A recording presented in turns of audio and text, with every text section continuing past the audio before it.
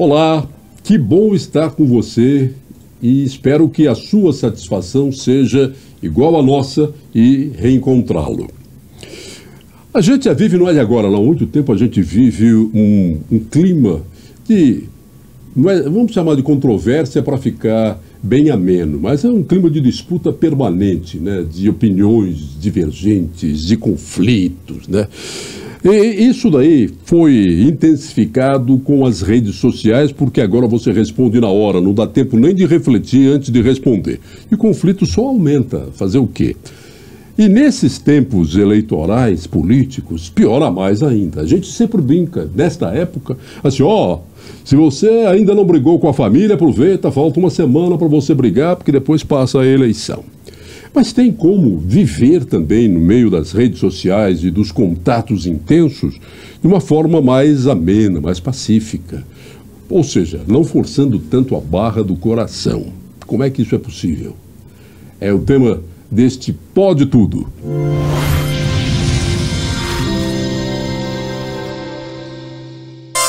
Apoio Coldtrack Rastreamento. Seu carro na palma da mão.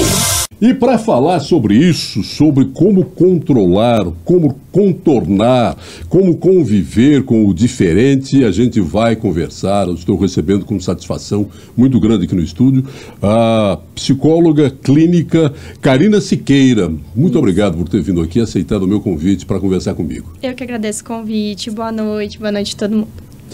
Ela é especialista em neuropsicologia também e atende no consultório, tem os pacientes particulares e atende também na Vida Notre Dame Intermédica, tem pacientes lá.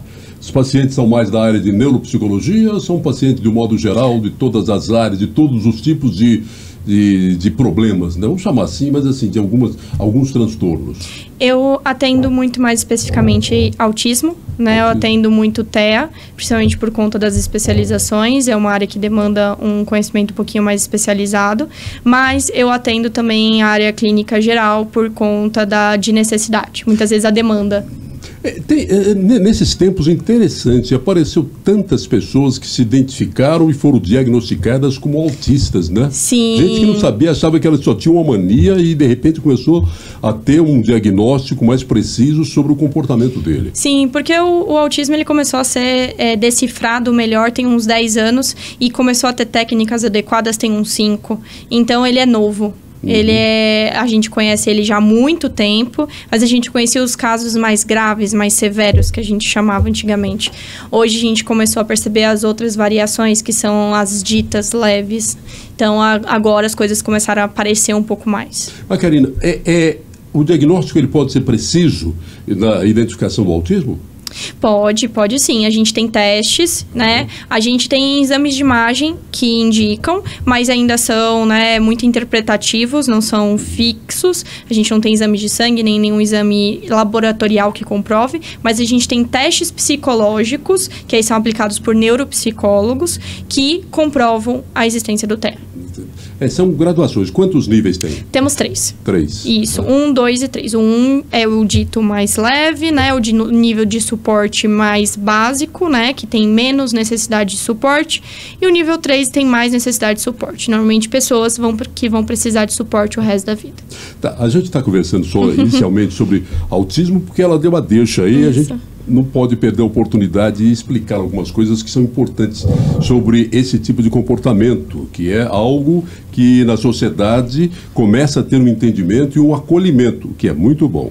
Mas o nosso papo é sobre conflitos gerados por divergências de opinião, conflitos gerados por exacerbações por conta da cultura de cada um, do jeito de cada um ser. As redes sociais potencializaram muito, né? Escalaram demais esses conflitos interpessoais de divergência de opinião, né, Karina? Sim, muito. Que nem você colocou, né? Muito porque a pessoa não pensa antes de responder, não pensa antes de falar, mas muito também pela segurança que ela causa. Então, isso a gente vê mais gritantemente com as redes sociais, mas antigamente mesmo também com as ligações. Então, quando eu tô do outro lado, se eu não tô aqui frente a frente com aquela pessoa, é muito mais fácil eu falar pra ela alguma coisa que ofenda, alguma coisa que machuque, porque eu não tô vendo ela, eu não tenho olho no olho, eu não tenho contato. Isso faz toda a diferença pra eu dosar a minha fala, dosar o meu comportamento, dosar a minha agressividade, muitas vezes. Mas falando em agressividade, é um comportamento estranho, é isso daí. As pessoas parece que já vêm levantam com um balde de insatisfação e raiva. E ele tem que esvaziar até o final do dia esse balde. Ele não pensa muitas vezes no que está causando ao outro aquela opinião. A gente vê nas redes sociais, o sujeito posta alguma coisa interessante, né? O outro já chega, não quis nem ler o que está escrito, interpretar o que está escrito, já mete você está falando porcaria. É um negócio maluco. Sim, é um período de tempo que a gente está passando onde as informações são muito rápidas, elas chegam muito rápido e as pessoas sentem uma necessidade muito grande de responder essas informações muito rápido. E aí a gente não tem um tempo de interpretar, de processar, de diluir aquela agressividade, aquela raiva e aí sim responder, que antes a gente tinha. Antes a gente demorava até receber muitas vezes informações e aí quando a gente recebia, a gente processava. Mas eu acho incrível que as pessoas têm uma necessidade de responder a tudo, de se manifestar em tudo. Outro dia eu lendo uma frase do padre Fábio de Mello, ele dizia, olha, tem coisas, se você não, aquilo não é para você, se você viu, não gostou, aquilo não era para você. Sim. Passe. Mas as pessoas, assim, boa parte das pessoas que curtem rede social, que vivem nesse mundo também, a internet, elas acham que tem que se manifestar em tudo, tem que mostrar o ponto de vista sobre tudo. É a guerra no Oriente Médio, ela tem opinião. É a guerra na Ucrânia, ela tem opinião. É sobre a eleição nos Estados Unidos, ela tem opinião. É sobre a eleição em Goiânia, ela tem opinião. É sobre o fulano de tal, ela quer ter uma opinião. Por que isso? Qual que é essa vontade de se mostrar presente em tudo? Por quê? Muito uma vontade de se mostrar, de ter o pertencimento. Hoje a gente está numa sociedade onde, como a gente falou, tudo é muito rápido. Então as relações também são muito rápidas, também são muito superficiais.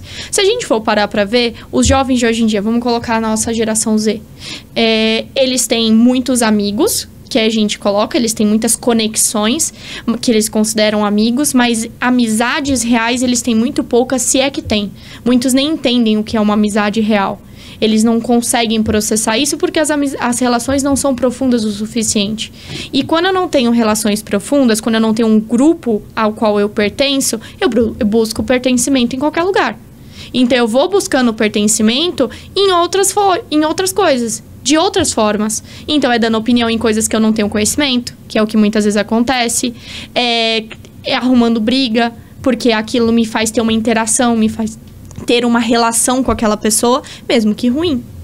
Então a vontade de pertencer a algo faz com que muitos desses jovens hoje estejam diretamente ativos nas redes sociais, porque aquele é o grupo que eles sentem que pertencem. Ou seja, eu preciso estar integrado a alguma coisa, nem que seja por meio de uma briga, de um conflito. Sim, porque nós somos seres sociais. Nós precisamos dos outros e nós precisamos de relações. A gente não pode viver sem relações. Eu brinco com os meus pacientes, e é uma frase que eu falo sempre para eles, que se a gente tivesse nascido para viver sozinho, morava cada um na sua cabana dentro de uma floresta. Mas a gente não nasceu para viver sozinho. Nós nascemos para viver em sociedade. Por isso que vivemos. Então, a gente precisa do outro. Só que agora as pessoas têm um pouco de preguiça de ter relações, porque relações dão trabalho. E como o mundo hoje é muito rápido, tudo demanda muita... quer-se ter muita facilidade em tudo e praticidade, relações que dão trabalho não são relações interessantes. As pessoas precisam de relações, mas tem gente que já esgotou o estoque de relações. Eu tenho uma amiga que disse, olha, eu não quero mais conhecer ninguém, já tá bom, o que eu conheço E eu vi uma frase, algumas pessoas eu gostaria de desconhecer. Né? Não faz sentido, eu gostaria de desconhecer, mas não tem como mais. Eu adoro essa frase, eu acho ela realmente muito boa. Porque realmente tem pessoas que às vezes a gente não quer mais na nossa vida. E o conflito, ele está nas redes sociais, mas ele está também no mundo físico. A gente vê a disputa entre torcidas. Um veste vermelho, o outro veste verde, só para identificar Goiás e Vila, só porque o outro, que é o meu semelhante, está com uma cor diferente da minha, e eu sei que ele torce para um time diferente do meu. Ponto, ele já virou meu inimigo. Eu não conheço os valores deles, mas só por ter um desses valores, torcer para o time adversário, ele já virou meu inimigo. O conflito, ele faz parte da humanidade, né? A gente tá aí, as guerras que não nos deixam mentir, né? A gente sempre tem conflitos. Seja por dinheiro, poder ou por ideologias diferentes. E aí, quando a gente fala ideologia, a gente fala ideias, né? Quando a gente usa o termo ideologias, parece uma coisa tão maior, são ideias. E ter um time diferente é uma ideia diferente da minha. E aí, às vezes, a pessoa, ela usa aquele pertencimento, porque aquele grupo que ela pertence, aquele time de futebol, é um grupo que ela faz parte. A gente usa aquilo para dispersar a agressividade, que nem você falou, do meu dia.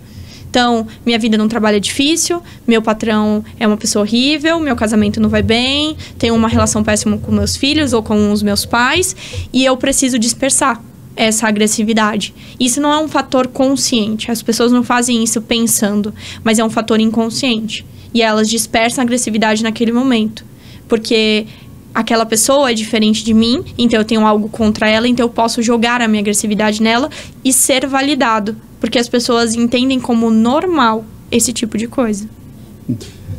Uma vez eu assisti um filme que o Harry Ford, o pai da Jane Fonda, Harry Fonda, e ele faz um personagem que era opaco. A vida toda dele é opaca, ele tinha um trabalhozinho regular, ele ia, trabalhava de manhã, voltava, trabalhava de manhã, até que um dia ele fez um roubo que colocou ele em destaque. Ele já estava, assim, já tinha passado dos 60 anos, 70 anos, e ele fez um roubo, quer dizer, se tornou conhecido, a polícia foi atrás, virou notícia no jornal e tal, foi um negócio.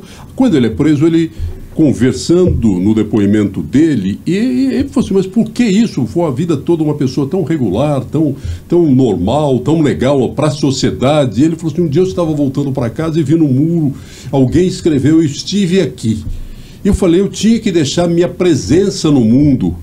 Ele sentiu a necessidade, porque a vida dele tinha sido tão cinzenta, ele achava necessário ter marcado a presença dele no mundo. Sim, ter que alguém lembre, né, da gente. Um dos nossos maiores medos, por isso que a gente não consegue processar a morte, é ser esquecido. Ninguém quer ser esquecido. Por mais que às vezes as pessoas, por exemplo, em depressão, falam que queriam que o mundo esquecesse deles, que não queriam mais, né, viver, mas todas elas têm um medo interno de ser esquecidos, de ser insignificantes, de a sua vida não ter significado. E isso é uma coisa que marca a essência do ser humano. Nós queremos que a nossa existência tenha significado. Isso dá nossos objetivos, nossos motivos, nossas razões de viver, de estar aqui, né? Se a gente não tem motivos para viver, metas, aí as coisas começam a ficar um pouco mais complicadas. O problema é quando as nossas metas e as nossas ações estão um pouco deturpadas, que nem você falou, né? Quando eu não tenho nada que na minha vida prática e do dia a dia me mostre que eu tenho uma marca no mundo, que eu vou deixar uma marca no mundo, eu vou começar a procurar de jeitos errados, que nem ele, com um roubo. Então, que nem uma situação de um torcedor que agride um outro torcedor do time adversário. Ele deixou a marca dele no mundo de um jeito errado. Mas ele deixou, porque ele não tinha um objetivo, uma marca na vida pessoal dele. Ele teve que procurar por fora. E aí a gente costuma ter muito problema. Como é que você trata um paciente que chega com essas questões de muito conflito com o semelhante? Ou seja, parece que ele está deslocado, ele não se ajeita em lugar nenhum e com ninguém. Isso é muito mais frequente do que a gente imagina, porque, na verdade, isso vem de conflitos internos. Então, essa pessoa tem algum conflito interno, seja porque ela não tem objetivos de vida, seja porque ela não tem um grupo a que ela pertence, seja porque ela tem conflitos internos com questão familiar, com questão social.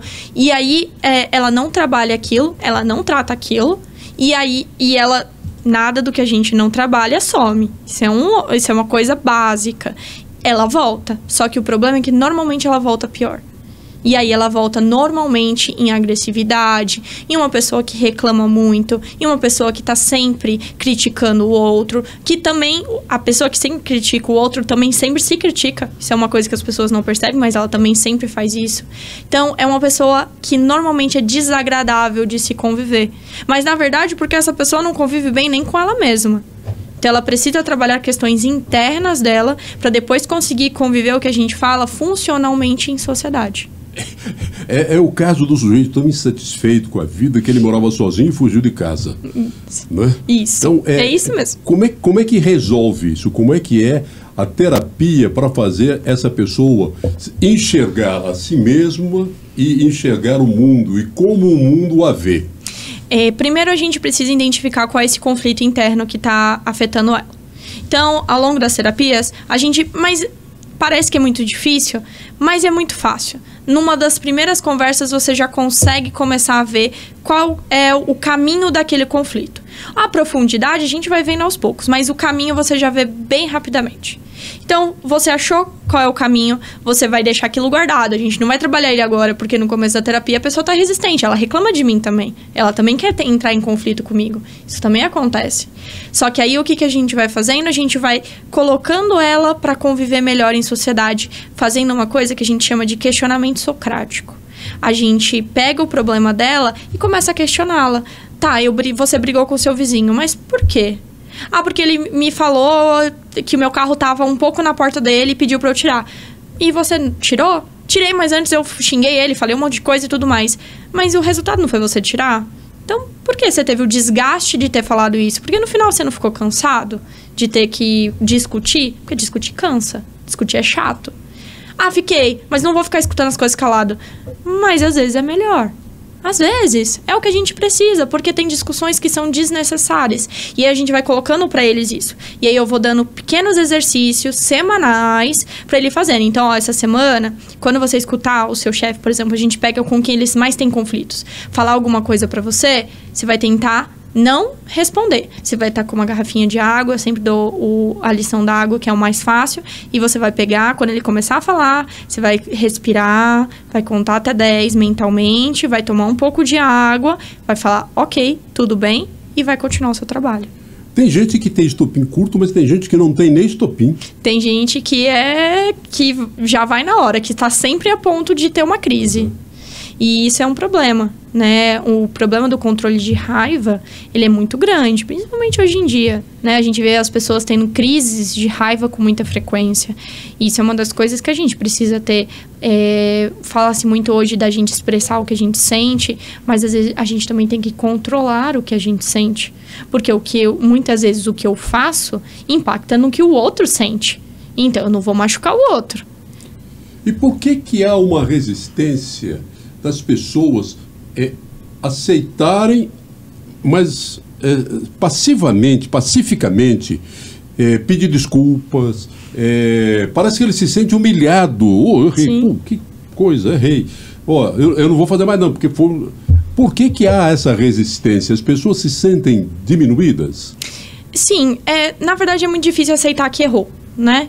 Isso de modo geral. Ninguém gosta de errar. Isso é óbvio. Ninguém gosta de estar errado. Para acertar. Pronto. Pelo menos a premissa é essa, mesmo sem saber, eu quero acertar. Exato. O mundo é uma escola. Exatamente. Então a gente está tentando, né, sempre acertar. Mas acontece da gente errar. Nós erramos. Isso é muito frequente e é muito mais comum a gente errar do que acertar, inclusive. Uhum.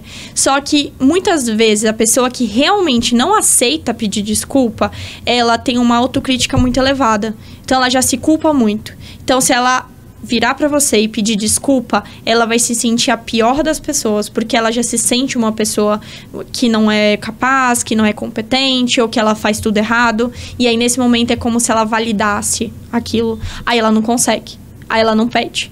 Mas é óbvio, a gente tem os casos extremados de pessoas que realmente acham que estão sempre certas, mas felizmente são uma parcela pequena da população, não é todo mundo. Esse ego exacerbado é também uma característica ruim, né? Sim, muito. Que merece um tratamento, não? Muito, com certeza. Que é o traço narcisístico, né? Que a gente hoje chama. Tá na moda, todo mundo é narcisista agora, todo mundo diagnostica narcisista agora. Mas os traços narcisísticos, que são desse ego muito inflado, né? Da pessoa que não aceita, que erra, que sempre acha que tá certa, que acha que o mundo está contra ela e ela é a única correta. Isso é uma coisa que a gente precisa trabalhar. Porque, na verdade, isso chega à beira de um delírio. Porque ninguém está sempre certo. O narcisismo não é só se achar bonito, né? Não. É se achar sempre o primeiro da fila, o último bolacha do pacote. Isso, ele se acha, assim, a pessoa mais sensata do universo, a melhor pessoa. Narcisistas mesmo, de verdade, que, como eu falei, são uma parcela bem pequena da população mundial, inclusive. Então, não tem essa grande quantidade de narcisistas que as pessoas falam hoje em dia. Mas o narcisista real, ele se sente quase que um ser superior. Ele se sente superior a todos nós, meros mortais. Muitas coisas que nós fazemos hoje estão soterradas por camadas de coisas que aconteceram e que afloram em determinada etapa da vida. Não é algo que, de repente, é porque se eu tivesse algum defeito físico, esse defeito seria visível rapidamente. Mas como é uma formação, vamos chamar assim, uma formação ao longo da vida, tem alguma coisa subterrânea que de repente essa coisa aflora e começa a mudar o comportamento. Por que isso? Que foi aquilo que eu coloquei. Nada que é processo psicológico, processo mental, some. Isso não existe. Ela fica guardada e uma hora ela volta. Só que o pior é que ela volta muito pior do que ela começou. Então, um trauma, por exemplo, que era desse tamanho, ele era pequeno, ele vai, fica armazenado, não é trabalhado, fica lá, guardado. Dá 20 anos, aquela pessoa desenvolve um pânico absurdo de uma coisa que nem é o trauma inicial. Não tem nem relação com aquilo, mas gera um problema para ela. Aí ela começa a trabalhar, porque virou um problema muito grande. Então, quando eu falo de pânico, são pessoas que entram em uma crise de paralisação, de choro, de reação física, pessoa que vai pro hospital. Então, por conta de um problema que era pequeno. Por isso que a gente sempre tenta começar a trabalhar o problema quando ele é pequeno, quando ele é resolvível. Mas como é que muitas vezes as pessoas não percebem, não. Elas não conseguem detectar que aquilo foi um problema que pode gerar uma consequência séria lá no futuro. Ela acha que aquilo resolve. Não, isso não é nada. Entendeu? As pessoas tentam, assim, levar de uma maneira até displicente algumas coisas. Sim. E podem ter marcado. Como é que ela vai perceber que aquilo teve uma marca na formação dela? Assim, não percebe. Quando é criança, ela não vai perceber. Ela não tem nem como perceber isso. Agora, quando ela já for um pouco mais velha, pelo menos na vida adulta, a pessoa sabe por que ela jogou aquele problema pro cantinho da mente. Ela sabe por que ela parou de pensar naquilo. Ela sabe que aquilo ali era uma coisa que afeta ela. Que se ela olha, dói. Porque a gente não joga pro canto da mente o que é simples. A gente joga o que nos incomoda, o que nos machuca. E se nos incomoda e nos machuca, a gente precisa olhar. Tá. Falar é bom? Muito, muito. Uma das coisas que eu mais coloco para os meus pacientes tenham pessoas de suporte. Você me vê uma vez na semana. Você vê provavelmente essas pessoas todos os dias ou com uma frequência muito maior do que você me vê. Tenham essas pessoas. Elas não vão substituir a sua terapia, mas é importante que você fale, porque enquanto você fala, você extravasa, você tira aquilo, você coloca aquilo no plano real. Então, por exemplo, tem muitos medos que os pacientes têm, que quando eles falam, eles conseguem perceber que são medos irreais. E quando eu falo irreais, eu não falo unicórnios e fadas, eu falo medos irreais porque são coisas que não vão acontecer. Né? Não tem probabilidade de acontecer, mas para eles tem medo, muito medo.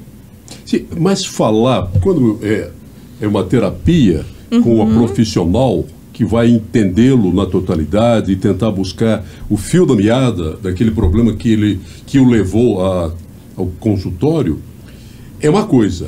Agora, falar com uma outra pessoa que ele considera do mesmo nível, pode ser até uma pessoa, sei lá, uma amiga, mas ele vai achar que o outro não vai entendê-lo. Vai falar assim, mas esse cara está falando umas bobagens aqui para mim, um negócio...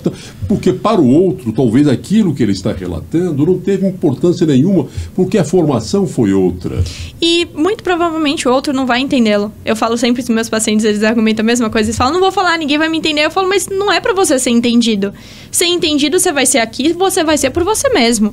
É para você falar, para desabafar. Quando você tem amigos, né, aquela definição de amizade que eu estava falando um pouquinho antes, é de você estar ali de suporte para aquela pessoa também. Para simplesmente escutar ela falando por 2 horas sobre o quanto ela odeia o chefe dela e é isso. E você vai virar e vai falar para ela, nossa, que chato, né? Que complicado, que ruim. Desculpa por você estar passando por isso. E a pessoa não vai resolver nada na vida dela, mas só dela ter falado, ela já vai ter aliviado um pouco aquela pressão. Que nem a gente falou, é importante ela aliviar aquela pressão do dia a dia. Pois é, mas a gente tem sempre aquela preocupação em ter que dar uma resposta. Se alguém me conta alguma coisa, vem me relatar, falar um pouco de problemas pessoais, é normal, quem ouve, sentir-se na necessidade de dar uma resposta, de fazer alguma coisa relevante, para que aquele relato não fique ao léu, não seja jogado ao vento, né? E às vezes você não tem uma resposta muito legal. E provavelmente você não vai ter. E às vezes você até, naquele modo sincerão, você quer falar, você está errado, viu? Isso tudo que você contou, pelo que eu percebi aí, você não está se comportando legal. E o outro não vai gostar. Não. E eu acho que assim, dependendo da pessoa que você estiver desabafando com você, cabe uma pergunta que eu acho muito básica. Quando a pessoa vier contar um problema, nem que você interrompa rapidinho no começo, você quer que eu te escute apenas ou você quer que eu te ajude? Porque se a pessoa quiser ajuda, aí você pode pensar, dar opinião, dar soluções possíveis. Não quer dizer que ela vai seguir. A gente tem que lidar com a frustração da pessoa fazer ao contrário tudo que a gente fala. Mas você pode já ter uma noção do que você está fazendo ali, que é importante também para quem está escutando.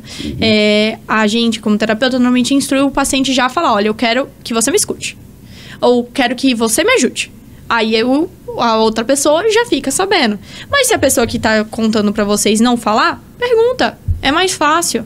E agora, assim, a pessoa, né, me contou, me desabafou comigo, falou, eu acho que ela tá errada. Mas ela só quis desabafar. Melhor não falar que ela tá errada. Porque ela provavelmente sabe que ela tá errada. Se ela só quis desabafar, só quis que vocês escutassem, ela não quer escutar que ela tá errada de novo, porque as vozes na cabeça dela já estão falando que ela tá errada. Então ela não precisa de uma terceira voz, de uma segunda voz falando isso. Agora, se ela quer ajuda, e se é uma pessoa que você consegue conversar, porque eu acho que essa é a grande diferença nos conflitos, se é uma pessoa que eu consigo conversar, aí vale a pena a gente falar com delicadeza, mas olha, essa atitude que você teve foi errada. E também pontuar questão de atitudes. Eu gosto muito de colocar, quando a gente vai falar isso, o que aconteceu, o que aquela pessoa fez em específico errado ou ruim. Porque senão parece que ela é toda errada, toda ruim. E isso não pega muito bem pra pessoa. E às vezes a gente, né, na forma de falar mais coloquial, fala, eu acho que você tá errado. Aí parece que a pessoa tá toda errada. A vida dela inteira tá errada. Na internet, há pouco tempo, estava correndo uma historinha muito interessante, que numa tribo da África, quando alguém da aldeia, daquela comunidade, cometia uma falha, toda a comunidade se reunia ao redor dessa pessoa e começava a falar das qualidades dela. Para que ela não se sentisse que aquele problema que ela causou, com aquele erro que ela cometeu, fosse defini-la. Ela não era definida por um erro, porque a vida dela era muito maior e ela tinha muitas coisas boas a contribuir. Sim. Mas na nossa sociedade, nesse nosso mundo chamado civilizado, parece que é uma disputa. A gente começou falando das redes sociais. Eu tenho que detonar o outro para que eu possa brilhar. É uma coisa absolutamente errada, maluca.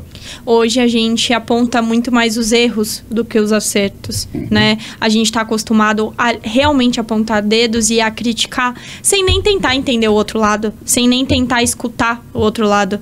E voltando até a questão dos conflitos, isso é um dos motivos de favorecer tantos conflitos. Porque quando eu tô só criticando e eu não quero conversar, eu não quero dialogar, eu só quero te criticar, eu só quero falar que você tá errado, eu tô apto a um conflito. Porque você não vai aceitar normalmente isso calado. Você vai tentar me acusar também ou falar dos pontos que eu estou errado. E aí gera uma grande bola de neve.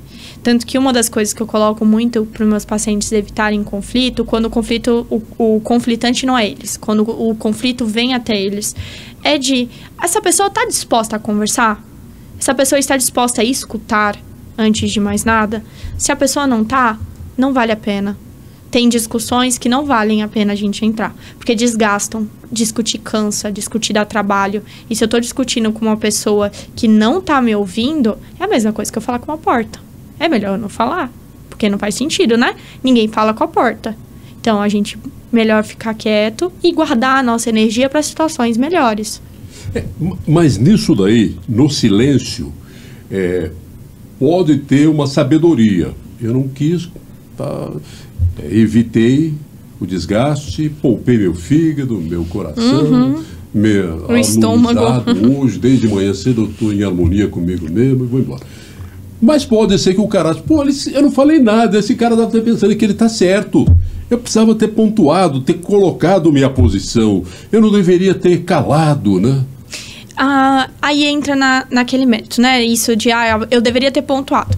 Essa pessoa realmente te escutaria se você pontuasse? Ela estava realmente aberta a uma conversa? Porque senão a gente fica com essa percepção de, eu poderia mudar a opinião dele se eu tivesse falado. Será? Será que mudaria mesmo? Muito provavelmente não. Se a pessoa está vindo só pro ataque, porque a pessoa que quer conversar, ela não vem te atacando. Ela vem dialogando. Ela pode ter opiniões divergentes de você completamente, mas ela não vai te atacar. Ela vai querer entender o seu ponto de vista e explicar o dela. E aí eu tenho uma discussão saudável, que funciona, que vocês podem até ficar exaltados, mas vai ter um resultado positivo. Nem que seja, olha, não concordo com a sua opinião, também não concordo com a sua, e a gente vai seguir amigos sem falar muito sobre isso, ou se falar a gente vai saber que cada um tem a sua opinião. Nesses tempos que existem divergências entre direita, esquerda, extrema esquerda, os radicais de direita, são posições políticas bem identificadas, mas às vezes essas posições políticas têm no meio delas, as pessoas que têm essas posições podem conviver. Sim. Podem conviver. Mas às vezes é o caso do torcedor de futebol, né? Foi identificado com a camisa verde, com a camisa vermelha, esse cara já é meu inimigo a priori. Como é que se separa? Você dá alguma orientação aos seus pacientes? Como é que separa aquilo que é divergente do meu amigo para que eu possa conviver com aquilo que não é conflitante? A gente precisa sempre fazer uma diferenciação muito básica. Aquilo que eu divirjo do meu amigo é algo essencial para mim? Então, quando eu falo essencial para mim, é algo pessoal meu. Então, enfim, vamos colocar um exemplo muito básico aqui. A pessoa com quem eu convivo matou alguém. Vamos colocar um exemplo bem radical, que é mais fácil de ver. Isso não combina com os meus princípios, com os meus valores, e eu não concordo com isso. Eu não vou conseguir conviver com esta pessoa, porque ela fere diretamente um princípio pessoal meu. Agora, é uma ideologia minha, é uma parte só da minha vida que ela não concorda, que ela não tá de acordo. Aí dá pra conviver, dá pra gente lidar, dá pra gente deixar esse assunto de lado e usar e conversar sobre outros assuntos. Eu não preciso ficar o tempo todo naquela conversa, naquele tema, naquele tópico. Então, se é política, eu não preciso ficar falando de política 24 horas com esse meu amigo, com essa pessoa da minha família. Eu não preciso ficar falando de futebol 24 horas com esse meu amigo, com essa pessoa da minha família. Eu posso variar. A minha vida é mais do que isso. Vem de um tempo em que você falava de futebol, você até gozava com o outro, enchia o saco do outro, era divertido. Hoje existem as torcidas organizadas que elas partem para o confronto violento. Sim. lazer divertido de você zombar quando perde, ser zombado quando o seu time perde, aquela zoação, né? Isso é restrito a poucas pessoas, a poucos torcedores. Nós ficamos muito conflituosos, não? Sim, mas a questão do futebol também tem mais um ponto. Por exemplo, vamos, né, colocar, né, Goiás e Vila. Tenho plena certeza que tem muito pessoal que torce pro Vila e muito pessoal que torce pro Goiás que convive, que trabalha junto, que mora junto, que enfim, que tá vivendo o tempo todo. Até das próprias torcidas organizadas, que convive e tá tudo bem, no dia a dia passa. Só que quando tá no grupo, também cria uma certa força. Então, a questão de você estar num bando, né, como a gente coloca, isso faz toda a diferença, porque eu não tô sozinho. Então, também é difícil eu ter um confronto desse porte, né, na questão do futebol, quando a pessoa tá sozinha. E num dia comum, num dia qualquer. Eles não vão estar numa segunda-feira à tarde, que não tem jogo, e se encontraram na rua e estão se agredindo ali no meio da 44. Dificilmente isso vai acontecer. Agora, num dia de domingo, de jogo, de clássico, junto com outros torcedores, ou se encontraram na rua logo depois do jogo, aí pode acontecer. Mas aí também tem o clima, tem a situação que aconteceu, tem a questão das outras pessoas ao redor. Então, tem outros fatores também. Você tem tratado paciente, assim, viciado nas redes, que tem exercido muito mais o conflito e que chegou o momento de perceber que precisa de tratamento? Sim. E você fala o que para esse paciente? Aí a gente começa, aquilo que eu coloquei, né? A gente começa a mostrar para ele o quanto o conflito é prejudicial para ele. Porque se eu mostrar que o conflito é prejudicial para o outro, ele não está se importando. Ele está entrando no conflito porque ele quer atingir o outro. Então, eu vou só provar para ele que ele tem que continuar. Eu tenho que mostrar para ele que o conflito é prejudicial para ele. Olha o quanto você está cansado. Olha o quanto sua vida está ficando desgastada. Olha o quanto você está destruindo a sua relação familiar. Olha o quanto você está destruindo o seu relacionamento, as suas amizades. Ou o quanto você não tem mais vida, né? Pessoas que passam o tempo todo em questão de conflito, não tem mais amizades, não tem muito mais contato com família, brigaram com todo mundo. E aí, isso não é vida. Isso é uma sobrevida. E aí a gente vai mostrando para a pessoa, até porque se ela chegou, uma das frases que eu falo dos meus pacientes novos, se tivesse tudo bem, você não estava aqui. Então, não está bem. Você está aqui porque você precisa de ajuda. Então, vamos tentar. E aqui a terapia é justamente para isso.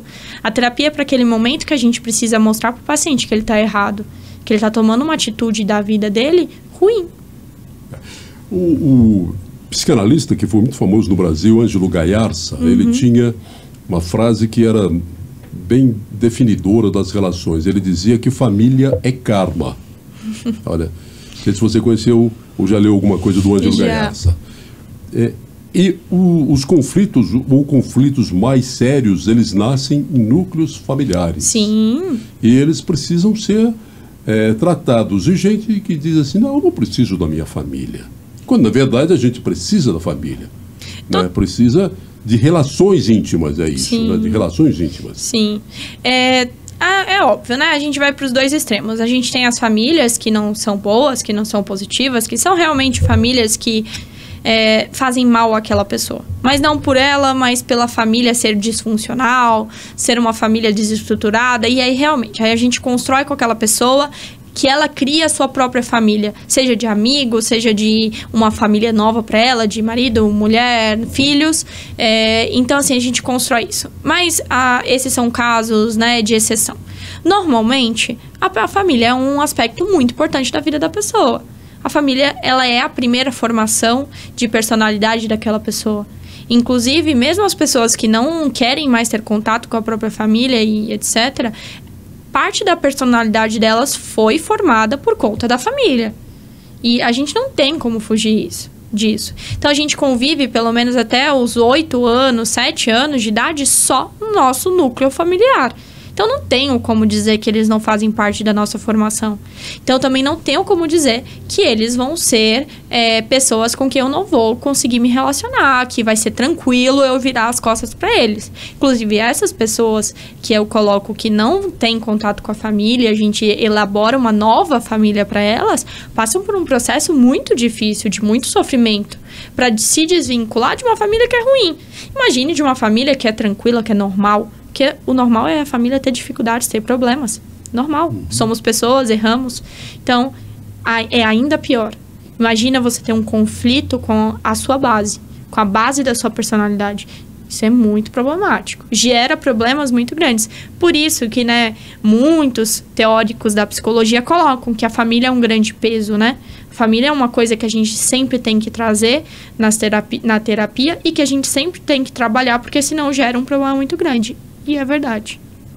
Muitas coisas dos conflitos, elas nasceram lá. Ou seja, às vezes, o sujeito está com raiva do mundo, nasceu lá. Ou a baixa autoestima, nasceu lá. Grande parte. Assim, parece muito irônico, né? Que o pessoal brinca muito que a psicologia só fala que tudo é culpa do pai e da mãe. Mas o problema é que muitas vezes O problema é que 90% dos casos sim, são casos raríssimos os que você vê assim que, nossa, realmente não era um problema familiar. Ou não tem nenhum problema familiar, a família é perfeita. Normalmente tem. Normalmente tem uma culpa, normalmente tem uma mágoa, normalmente tem uma raiva, normalmente tem algum sentimento negativo ali. E a gente tem que trabalhar, porque senão vira um conflito, e um conflito por muito tempo. Eu não me dou bem com a minha mãe e eu não entendo por quê. E aí, quando a gente vai ver, na infância aconteceu, a mãe fazia tal e tal coisa sempre, e aquilo machucou o suficiente para que hoje a gente não consiga se dar bem, a gente não consiga lidar um com o outro. Eu tenho para mim que o mundo é uma escola e a gente está no processo evolutivo. Sim. Claro, já viemos outras vezes e viremos outras vezes mais. É o que eu acredito e sei que muita gente acredita nisso também. Nós estamos aqui para aprender num processo evolutivo. Claro que cada um chegou num estágio, chegou aqui já num estágio, vai sair daqui em outro estágio. Tem que aproveitar esse intervalo entre o nascer e o morrer para pelo menos evoluir, né? Quando voltar melhor. Agora, felicidade, ela não existe aquilo que seria um estado permanente de felicidade. Existem episódios de felicidade, né? Coisas picadinhas. Então, a busca pela felicidade também é uma ilusão, né? É uma utopia. Sim. Ela é importante, ela é uma função psicológica importante. Então, buscar pela felicidade sempre me dá objetivo, me dá meta, que nem aquilo que a gente colocou, faz com que a minha vida tenha significado. Eu estou em busca de algo, eu estou a caminho de algo. Só que a gente entender que a gente nunca vai ter a felicidade plena e constante, ela não existe. Até porque a felicidade não existe sem a tristeza. A felicidade, ela não existe sem um lado negativo. Então, eu preciso do lado negativo ao longo de toda a minha vida. Até para perceber, né? Exatamente. Tem uma frase do Sartre atribuída a ele. Não importa o que fizeram com você, importa o que você fez com o que fizeram com você. Mas aí é que é difícil. Você entender o que fizeram, o quanto aquilo te marcou e como é que você vai, a partir desses escombros, reconstruir alguma coisa. Sim, e é muito difícil, porque nós somos seres humanos, nós somos reativos muitas vezes. Então, é o que a gente fala, né? Uma pessoa dá um tapa na nossa cara, dificilmente a gente vai ter aquela tranquilidade e plenitude que colocam, né, que Jesus teve de virar o outro lado da face. Normalmente a gente vai gritar, a gente vai xingar, a gente vai bater na pessoa, muitas vezes a gente vai ter uma reatividade, porque somos seres humanos. Mas é muito importante a gente também ter essa percepção de o que essa pessoa tá passando pra mim é sobre mim ou é sobre ela? É algo que realmente é meu ou é algo que é dela e ela tá espelhando e projetando em mim? Só que isso, pra eu ter essa noção, eu preciso conhecer muito bem quem eu sou. Eu preciso entender muito bem quais são as minhas qualidades, quais são os meus defeitos. Porque aí quando alguém me apontar o dedo e falar que eu sou, enfim, uma pessoa egoísta, mas eu sei que eu não sou uma pessoa egoísta, aquilo não vai me doer. Porque eu sei que eu não sou aquilo e provavelmente aquela pessoa, ela tá falando aquilo para me machucar, ou ela tá projetando algo que é dela em mim. Se fizermos um teste com sinceridade, para as pessoas mais próximas, né, para filho, parente e tal, amigos, entregasse um formulário, assim, como você me vê? Provavelmente, 80%, 90%, é um chute também esse percentual.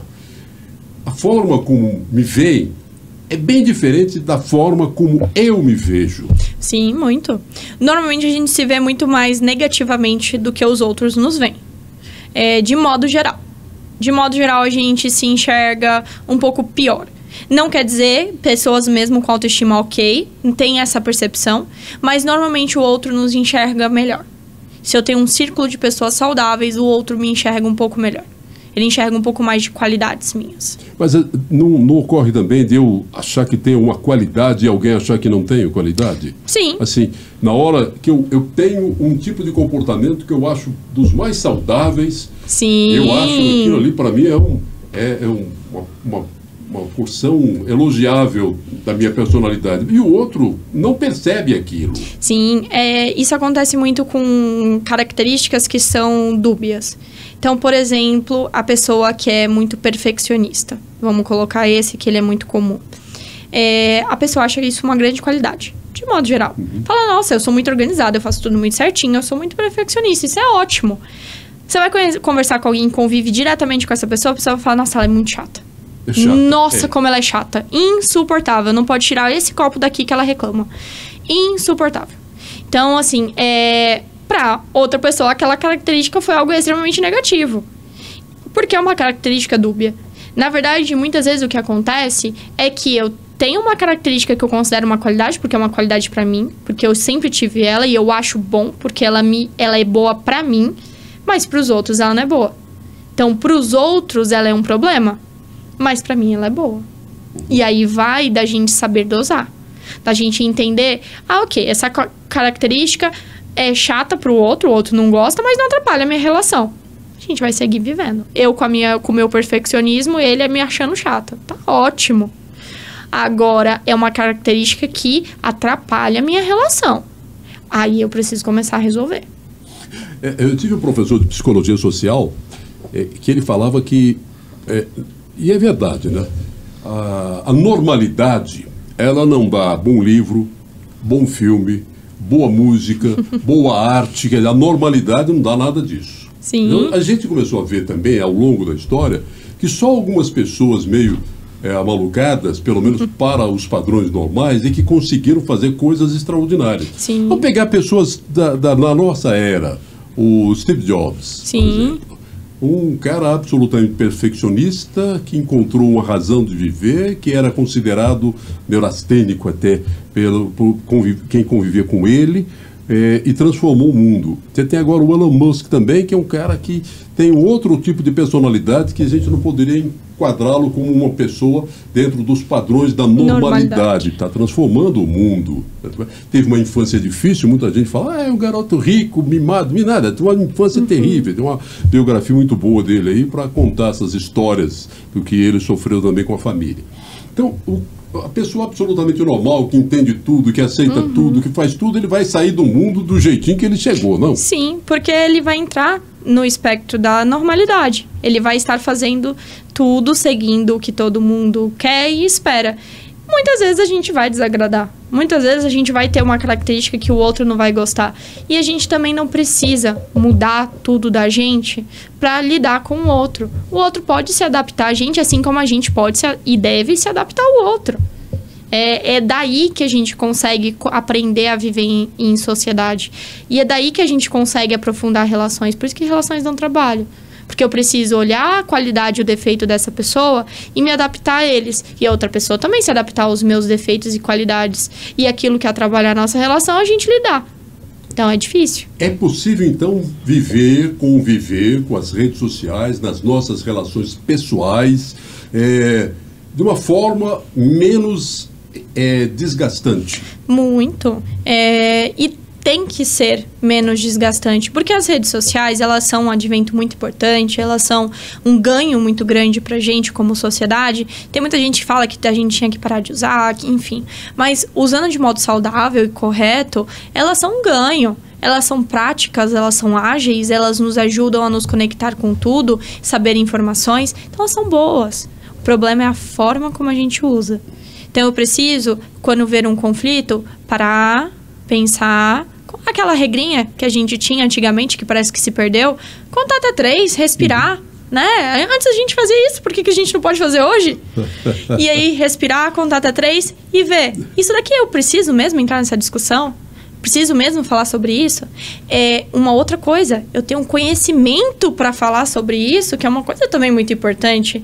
Não tenho. Deixa quieto. É melhor não falar. Admitir isso é que é difícil, né?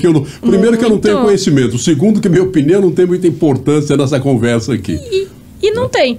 Normalmente não tem. A opinião da pessoa normalmente não vai ter importância pro outro lado, porque o outro lado também não quer escutar. Então, de modo geral, é melhor você evitar o desgaste. Os pacientes, pelo menos a parte preponderante dos pacientes que você recebe, são aqueles que em conflito consigo mesmo ou em conflito com os outros? De modo geral, são os dois conflitos. Tanto consigo mesmo quanto com os outros. Porque aí eu tenho um conflito interno que, mal resolvido, gera um conflito com o externo. Então, é um misto dos dois. E isso é a grande parte dos pacientes. Uhum. Não sei quanto tempo de tratamento. Há como a pessoa se conscientizar que ela tem um problema com ela mesma. Sim. Antes, porque precisa ser resolvido para resolver o problema com o outro. Muito. A gente consegue chegar nessa conclusão. Consegue, mas demora. Terapia não é uma coisa rápida. Sempre falo isso para as pessoas. Terapia você não vai entrar hoje e vai sair melhor semana que vem. Você vai entrar hoje, sem prazo para você terminar, e vai chegar porque vai doer. E aí, quando mexe, pelo menos eu como terapeuta tenho o hábito de não entrar muito mais, porque eu vou deixar aquela pessoa desorganizada o resto da semana dela. Então, a gente mexeu, doeu um pouco, deixo aquilo seguro. Volto, trabalho outras coisas. Quando eu vejo que ela já está mais apta, eu volto naquilo. Consegui trabalhar um pouquinho mais. E vou indo e vou voltando. Tem tratamento que dura, assim, 5, 10 anos. E o grande problema é que tratamento psicológico, terapia de modo geral, né, psicanalítico, com psicólogo, são tratamentos que custam, né? Caros, exatamente. O mundo só não é melhor porque as pessoas não têm dinheiro suficiente para poder pagar um terapeuta, né? Exatamente. Mas, assim, pelo menos hoje a gente está conseguindo ter mais profissionais da psicologia dentro de todos os espaços. Então, a gente tem o psicólogo dentro da empresa, a gente tem o psicólogo... Estamos agora, né, com a lei do que vai ter que ter o psicólogo na escola. Estamos com o psicólogo nos hospitais. Estamos com os psicólogos nas clínicas do SUS, CAPs, enfim, né, UBSs. Então, a gente está tentando incluir mais psicólogos em serviços de acesso à população. Porque é caro. E é caro. E eu falo que, realmente, a terapia, infelizmente, ela tá muito cara. Não tá, né? Ela é cara, sempre foi. E ela não é de fácil acesso a todos. E os serviços públicos ainda são falhos. Então, por exemplo, né, a gente estava falando do plano de saúde. Quem tem plano de saúde, a terapia sempre tem psicólogo. Vale a pena. Vale a pena, pelo menos, buscar ali. Buscar aquele suporte, aquela ajuda. O tempo de terapia normalmente não é tão grande, mas é uma coisa que vale a pena. Mas tem um tipo de paciente que não gosta de falar de si. A grande maioria. Muitos. Então, quer dizer, o próprio ato de rejeitar o diálogo, de falar de mim mesmo, já é o grave problema. Sim. E aí, esse não procura. Ele não vai procurar. Esse não vai procurar. Não. Dificilmente. Ou se ele vai procurar, ele vai falar do outro. Eu tive paciente que falou assim, quase 1 ano do marido. E não parava de falar do marido. E aí a gente falava uma paciente. E não parava de falar do marido. Falava mal. O tempo todo. Só reclamava. E aí a gente vai inserindo. Até o dia que ela já estava muito vinculada, porque a gente começa a fazer parte da vida deles. Então eles começam a vincular. E aí eu consigo começar a cobrar mais. Eu consigo começar a puxar mais. Aí foi uma sessão que eu falei, mas vamos falar um pouquinho hoje de você? Quero falar um pouquinho de você. Dele eu já sei tudo, já sei tanta coisa. Quero falar de você. Me conta um pouquinho da sua infância. Como é que foi? E aí ela começou a falar. E aí a gente conseguiu trabalhar e elaborar. E aí o marido começou a ser muito superficial nas nossas sessões, até que ele quase nem aparecia mais. Ele é uma rejeição, né? Sim. É uma resistência. Sim, uma resistência muito grande, né?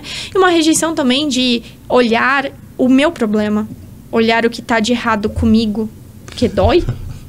Tem uma frase do Caetano Veloso, uma música que ele fala, de perto ninguém é normal. E é isso né? mesmo. E é totalmente isso. A gente vai acompanhando os pacientes e ao longo de todo o tempo, você vai olhando e você vai falando, gente, essa pessoa tem um problema parecido com o meu. Ou você vai olhando e vai falando, por fora uma pessoa perfeita, por dentro você já vê todo um monte de problema. Você se identifica também com o paciente? Assim, Muito. Fala, claro, psicólogo é uma profissão, é alguém que teve uma formação específica, mas é um ser humano que teve traumas Sim. também, que traz isso da vida toda. A gente fala muito na psicologia, se juntar aqui uma roda de psicólogo, todo mundo vai falar mais ou menos a mesma coisa.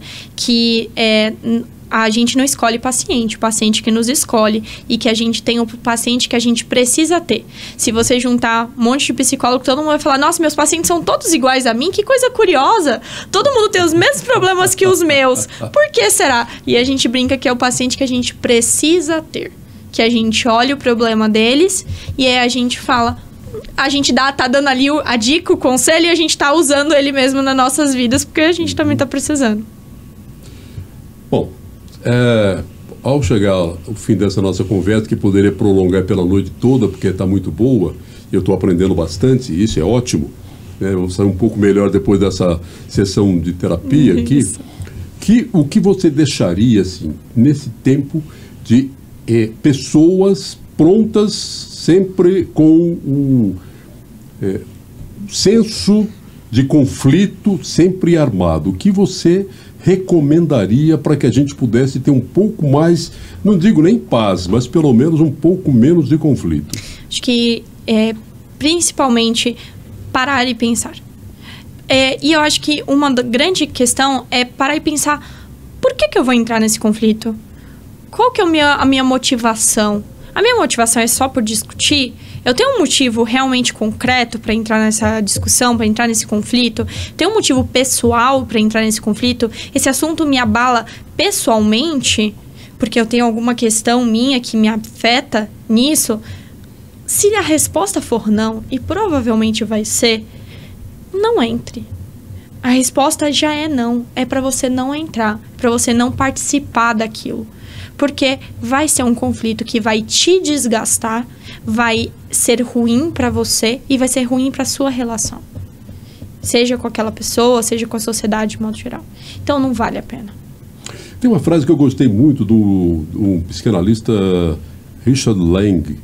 Ele escreveu uma coisa isso no século passado. Ele disse, no século passado, assim, as pessoas, só neste século, as pessoas tidas como normais assassinaram mais de 100 milhões de seres humanos.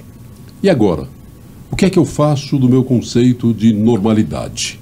Entendeu? Sim. Então, nós somos aparentemente normais. Sim. Entendeu?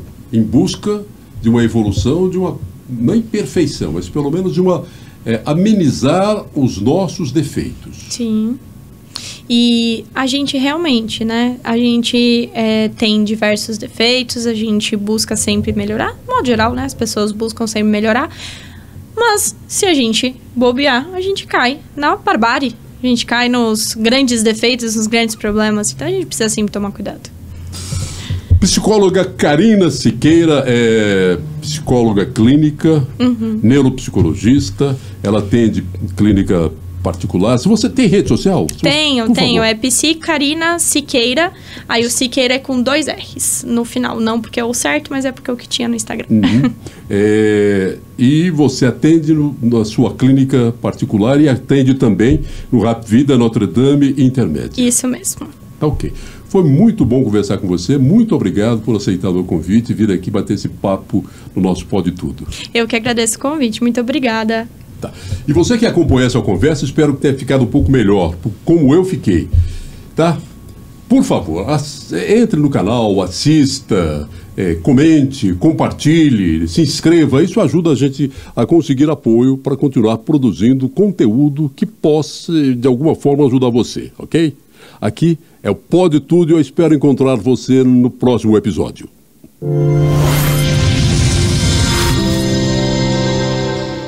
Apoios Coldtrack Rastreamento. Seu carro na palma da mão.